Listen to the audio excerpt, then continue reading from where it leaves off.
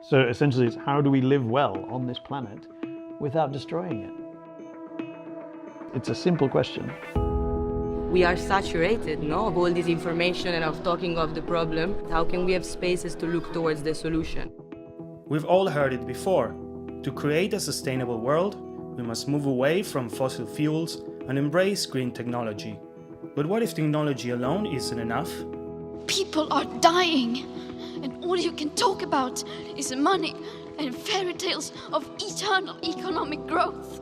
How dare you? What if solving the issues of climate change demands a more profound, systemic change? A group of activists and academics argue that infinite economic growth on our finite planet is a dangerous illusion. Their bold solution? Degrowth. We are trying to teach people the importance of building social, economic and environmental links with people around you. So moving to this project gave me a lot of stability. I know that I'm going to have here 40 people that will be there for me. It takes two kinds of work. No, it takes social, political, organization work, but also it takes a cultural shift. Is it time to embrace more radical solutions, or are we risking too much? All of our experience historically has been that if the economy shrinks for a period of time, that results in big increases in poverty. I think degrowth underestimates the power of innovation. Degrowth underestimates the need for investment, and degrowth underestimates the social feasibility of what they propose. There's no necessary contradiction between social and ecological objectives, but it does require a pretty radical transformation of the way we think about the economy and structure it.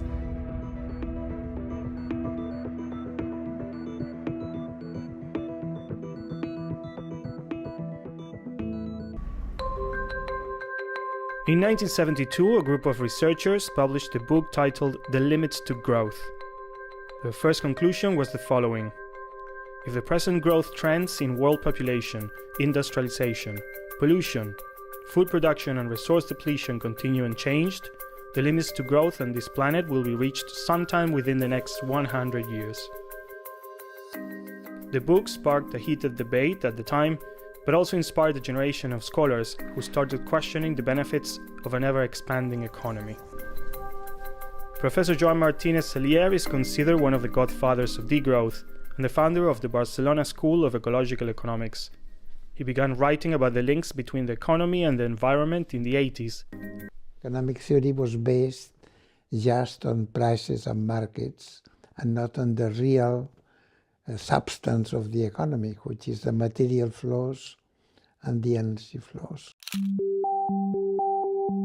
So my book was doing a kind of history of these critiques of the economy, and it was the first book with the title Ecological Economics, because degrowth comes partly from ecological economics. Then in 2008, they had the idea of having in France a meeting in English about degrowth. The degrowth movement, which began in France as décroissance and was inspired by thinkers like Serge Latouche, is now spreading worldwide, becoming popular in countries like Japan, the UK and Spain. In Barcelona, it is being embraced by academics, grassroots movements and activists. Degrowth is a radical proposal to, let's say, pull the emergency brake on a train that is going to the precipice. So it's a call to stop this pursuit of endless compound geometric growth for growth's sake. What isn't, it isn't like a call to destroy the economy, it's not a call for permanent recession. It's a call for doing things differently and in a way that human needs come first, human and ecosystem needs.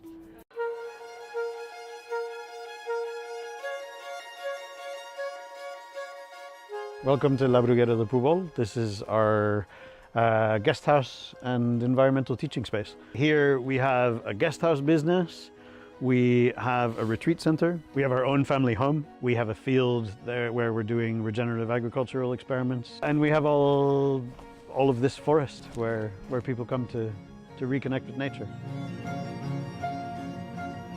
So we're really transparent about how we run this place, on the principles of degrowth and the principles of permaculture.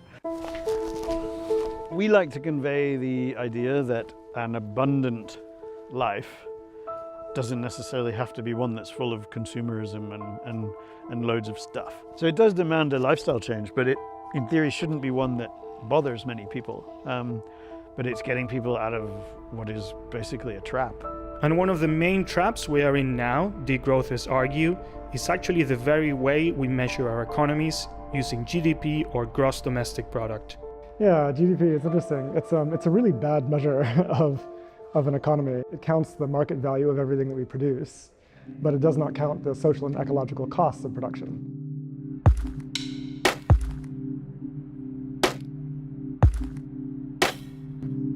Because right now the idea is, effectively, let's just chase GDP growth, ever-increasing levels of production, and hope that this magically solves our social and ecological crises, which it never does. We need a more rational approach to how we manage the economy. It's like being on an airplane that, simply in order to stay in the air, has to continue to accelerate. I mean, you don't want to be on that machine. It's extremely dangerous.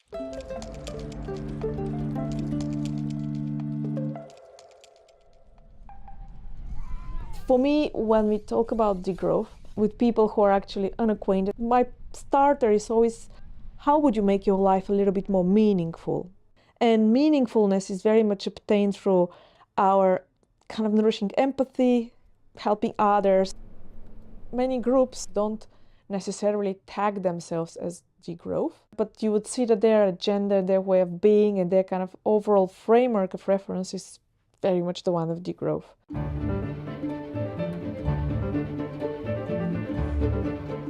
Today it was the first day of the Forum for the Eco-Social Transition. We tried to think how the future would look like in 2040. We try to advocate for what would be a degrowth scenario, but also being aware that we live in the global north, and a degrowth scenario would mean that we would have to change a lot of our lifestyle. Advocates of degrowth believe that rich countries use more resources, which hurts the environment. The waste from these resources usually ends up in poorer countries, so even though it seems that rich countries are doing better, in reality they are just passing the problems to others. The solution lies, degrowthers say, in dramatically reducing material and energy consumption in the global north, while still focusing on people's well-being.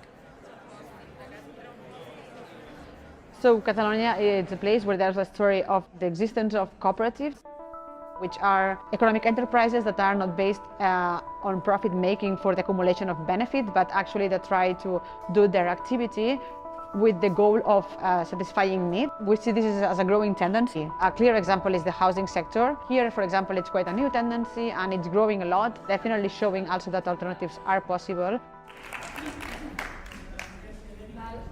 Proponents of degrowth argue for a democratisation of the economy and for collectively managing key resources like housing. They propose scaling up existing solutions like housing cooperatives. I'm going to show you my place. There we are. So basically when you get in, you already have kind of the living room together with the kitchen. So all the apartments have an open kitchen. The bedroom with a lot of light too. So basically, you have the right to use it for 75 years. And the good thing is that it's kind of protected. So in the sense that since I am not the owner, I won't be able to sell my apartment like in a couple of years, so that we cannot speculate with housing. So this is one of the biggest common spaces that we have in the ground floor. So basically here we do assemblies, we do birthday parties, we do dinners. Apart from reducing the impact of energy and material-wise, we are also bonding community strengths. We are basically being more autonomous and working for getting that autonomy, which allow us to be less in the market system. So basically the architectural firm is a cooperative, also the construction company that has built this building.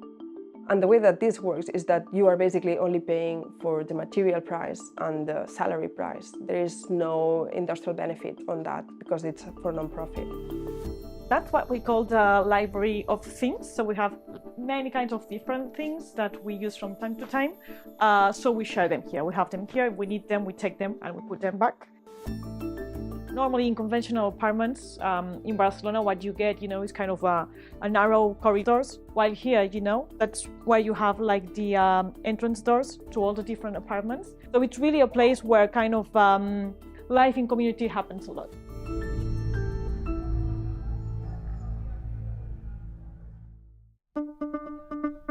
But what exactly are degrowthers proposing? The main thing is we have to scale down less necessary forms of production, right? So let's have an open democratic conversation about what kinds of production we really do need to increase, right? Say things like solar panels and public transit, regenerative food supply, etc. I mean, we need these things.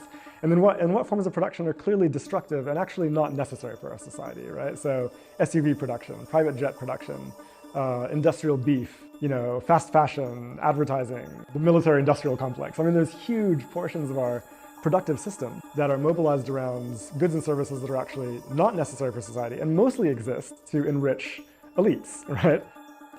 Spending less on defense would, of course, prove controversial, and this approach would cost jobs. Jobs like the one Mike left behind. This is something that we scare our guests with. In the supermarket, the mushrooms, these kinds of oyster mushrooms that you'd get there are almost always grown in grow bags. And we can make this happen completely naturally.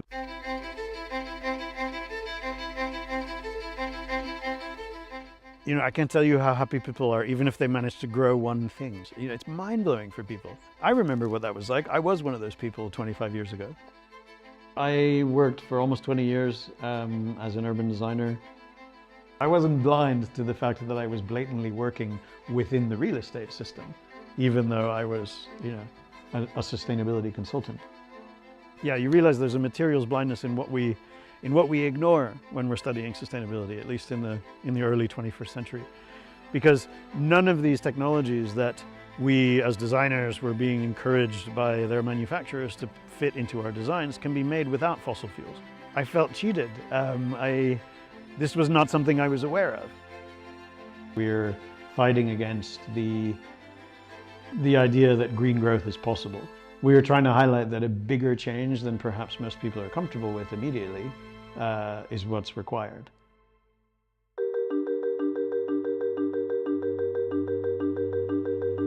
What the economy calls externalities, and they say that we could put a price in the externalities and close the economic circle. This is just imagination. This is not like this physically. And the calculations that we have is that only 10% of materials or less are recycled. 90% of what comes into the economy becomes waste. This time, I think, to think about scaling back and reducing our energy use and satisfying that with renewable energies in a decentralized, in a planned, in a careful way. This maybe could be possible, but thinking of the current gigantic system, 10 times bigger and serviced by renewables, starts getting in the sphere of fantastic, I think.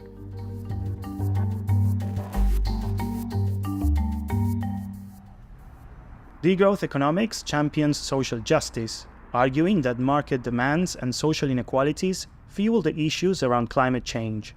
It also argues that relentless global growth in production and consumption is not just unsustainable, but economically disastrous, especially for the most vulnerable.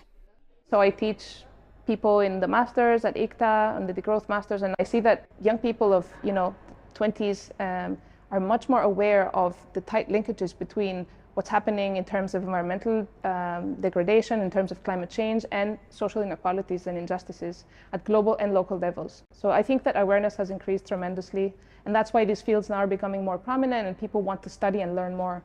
There's a mix of excitement and stress and chaos. And passion. And a lot of passion. A lot of passion. Yeah, a lot of passion. Right now we are very, very close to opening the exhibition, which is our final project of the master in Degrowth.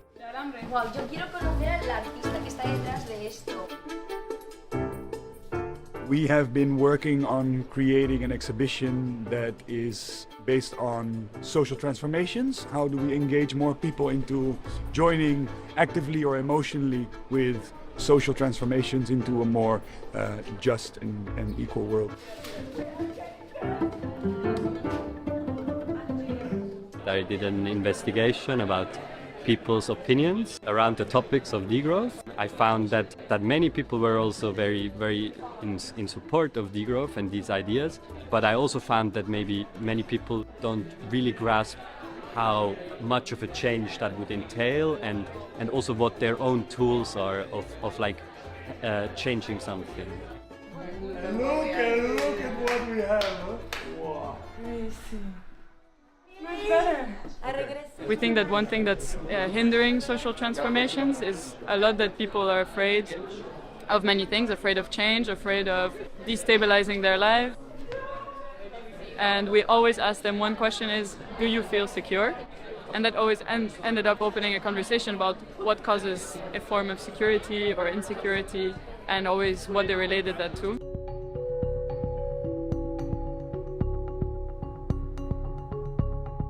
Historically, cities have been divided by class, by race, by ethnicity. But what we see now is that this move towards building resilient cities, green cities, is accompanied by this, let's say, pervasive green divide that continues because of dynamics of what we call green gentrification. Barcelona is part of a larger study that we conducted of 28 cities, where we found that in 17 of those cities, greening is a contributor to gentrification, that is to the displacement of socially vulnerable residents due to different processes of real estate speculation, competitive urbanism. One of the conclusions of our study is the need to make public spaces really public again and being an amenity for everyone in the city. That is actually very closely connected to degrowth and to the role of the commons in people's lives. Doing more equitable greening would be also involving people in the decisions taken about where to implement what. So being also very much about participatory democracy and decision making involving the most vulnerable people and so on.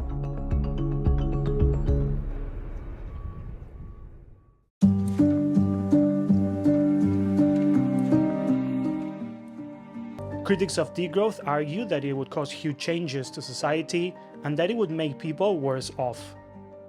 I think degrowth underestimates the power of innovation. Degrowth underestimates the need for investment that we need in new technology and in new solutions. And degrowth underestimates the social sort of feasibility of what they propose. So growth has very successfully over many decades lifted large numbers of people out of poverty. That in and of itself is one of the reasons why you get in the way of economic growth at your peril. In the UK, since 1990, we get 3 times the amount of economic prosperity out of a ton of CO2 than we did in 1990. So that's a big decoupling. The speed at which that has happened hasn't been sufficient, but we sort of are in the S curve, in the accelerating part of those technological changes, so things can speed up. Policies which would result in a smaller economy, unless staggeringly carefully implemented, would result in immiseration of large numbers of people. So you certainly need to accompany it with a dramatic experiment. Now, there may be ways of doing that, but that will be a very, very risky experiment indeed, in my view.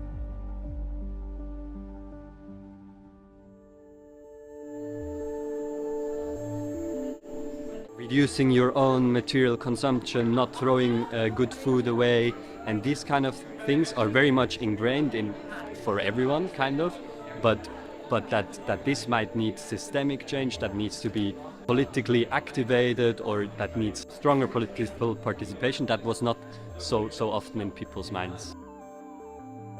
Degrowth is not an idea of how things should be and pushing everyone like a flock of birds or sheep into the same direction, no? But it's just building conversations upon how can we make an alternative future happen. We do get a fair number of people who come here and go, look, I know that only 9% of my recycling gets recycled. So what can I do? It's helping those people see that small actions can cause behavioral contagion, but also possibly helping them be a little bit more radical in their choices and helping them feel like they're not trapped in the system as much as they might think they are. It's very clear that our political class is unable right now to resolve the contradictions of our economic system, and all sorts of competing ideas are rushing in to fill the void. It's urgent that we prioritize a sort of transition that is going to be just and ecological, not one that is going to be deeply inequitable and deeply destructive. In May 2023, the EU Parliament hosted the Beyond Growth conference in Brussels, emphasizing the need to change the current economic system. This event was viewed by many as a sign of mainstream support for some of the ideas of degrowth, shifting the movement from the periphery towards the center. But can degrowth really change the world? Or would it greatly damage society? What is clear is time is running out, and urgent changes are needed if we want to safeguard the future of humanity.